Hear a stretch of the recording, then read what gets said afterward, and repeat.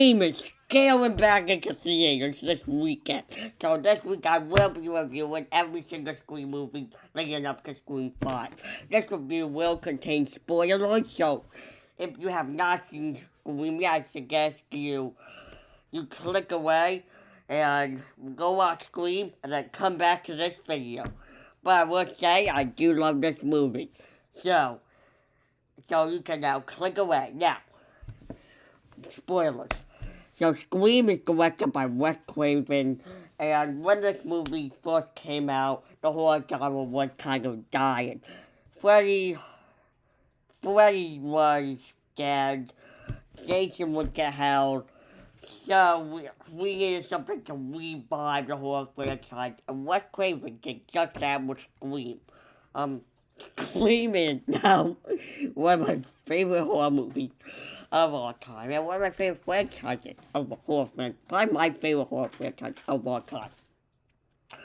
All of these characters, Sidney Prescott, Courtney Cox, and Gail Weathers, and Dewey in this movie, are all fantastic in this movie. They are iconic.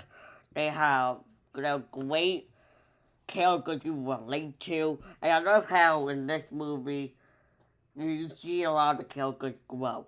Gail Weathers starts off as kind of that journalist asshole in the movie. You know, she's like, in the beginning of the movie, she's like badgering Sydney with, she's like, with, when she quits doing the funny part. When you see her badgering with these tabloids, with these tabloids. Um, So, with the tabloids, I'm like, I like you see like Sydney punches Gail, but then later in the movie, you see, oh shit, Gail might actually be right, and so now she is right, and then they get performed, and they become sort of like friends by the end of the movie, and it's really nice to sort of miss the Wu out. So I got Gail and Dewey in this movie, who were a real like married couple after this movie. They actually got divorced since then. And I believe in the new movie they are divorced. But the chemistry is great, and you can tell they have a crush on each other by the end of the movie. They do get together. So you see that development. And all these characters are fantastic. They're likable. And for Gail's case, she's kind of not likable in the beginning, but she becomes likable later on.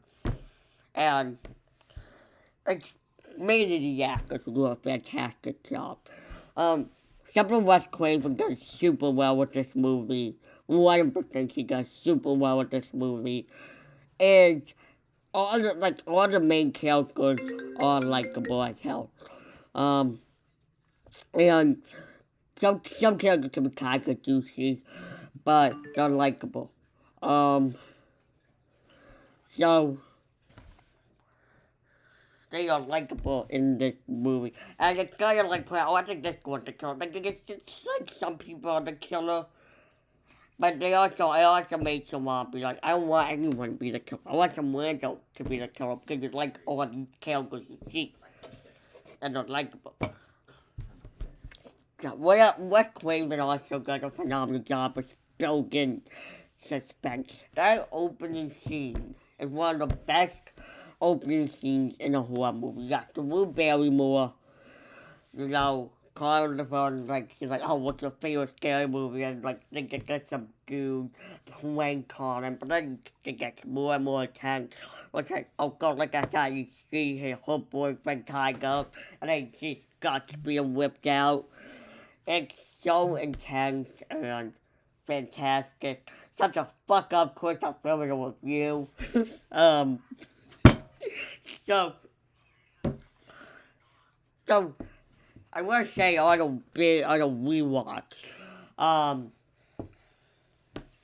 on a rewatch of this movie, I want to say I know it's definitely signs that Sid is the killer. He kind of acts colorless, especially towards the end, but I think that's when But I just think that's also me rewatching it so many times. Like, I've seen this movie a bunch of times. So, so that may have an influence too. Um, and, this movie just, and Ghostface is, his design is great, it's creepy looking. It's not, it's, they don't try and make him scary, they just make him scary by being Ghostface. By the phone call. They don't judge like, oh, we gotta be scared by how he looks. No. They have him be scary by the phone calls, by how he kills, by the communication. And everything about this movie is a masterpiece, and I just absolutely love it. I don't know what else there is to be said. Super meta. I love how meta this franchise is. We'll get more to that as Scream 2, 3, 4. And hopefully 5 too. But it's super meta. And I love having the rules at the end, like, oh, rules in a horror movie. You don't have sex when you die. And then we see killers having sex.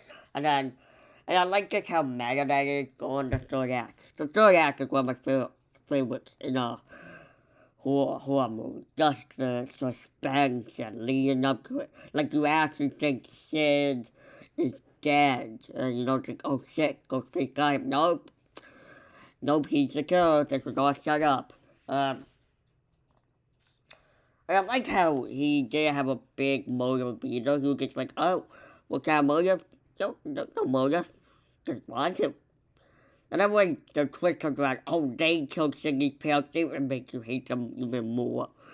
And yeah, the movie is phenomenal. And I absolutely loved it. Love it. I love this franchise. And I love everything about this movie. And I'm giving Scream an A+. 10 out of 10. One of my favorites of all time. And I cannot wait to talk about the rest of the franchise with you guys. So, hope you guys enjoyed my review. Look forward to Scream 2 tomorrow. Scream 3 Wednesday, Scream 4 Thursday. I'm gonna see Scream 5 on Saturday, so expect a review on that day. So, see ya.